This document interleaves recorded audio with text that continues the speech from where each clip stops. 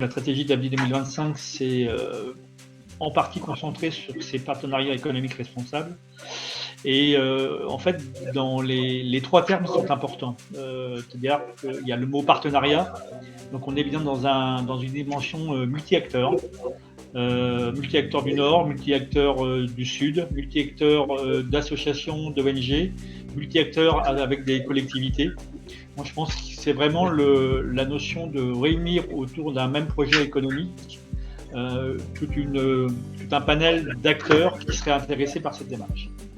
Le deuxième mot, c'est économique, avec cette notion de mise en relation de structures économiques, coopératives ou pas d'ailleurs, qui sont intéressés par des échanges sud-nord ou nord-sud.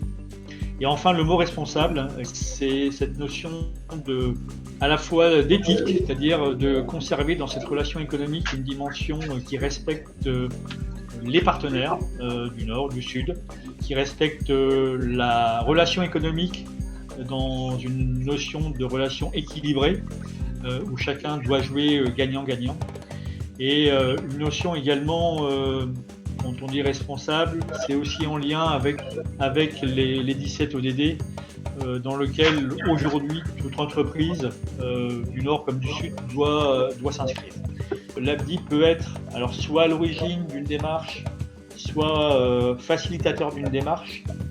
En tous les cas, à un moment donné, il est souhaitable que les opérateurs économiques prennent leur place et prennent réellement le relais d'une opération qui peut au départ être reliée à un aspect plus de solidarité.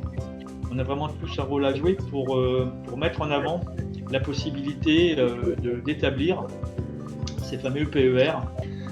Un grand nombre de COP aujourd'hui développent des politiques RSE dont on peut mettre en œuvre avec un pôle de multi-acteurs, l'ABDI d'un côté, coopérative du Nord d'un côté et coopérative du Sud de l'autre.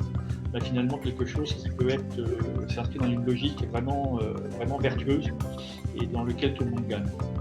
Et on attend aussi des collectivités locales, territoriales, cette application pour aussi, à un moment donné, faciliter ou être acteur sur ces dynamiques d'alimentation dite durable, et notamment celles issues du commerce équitable. Réellement, il y a un ensemble d'éléments qui nous font penser que cette dimension économique qui est vraiment attendue et peut répondre réellement aux ambitions de nos partenaires, notamment nos partenaires du Sud.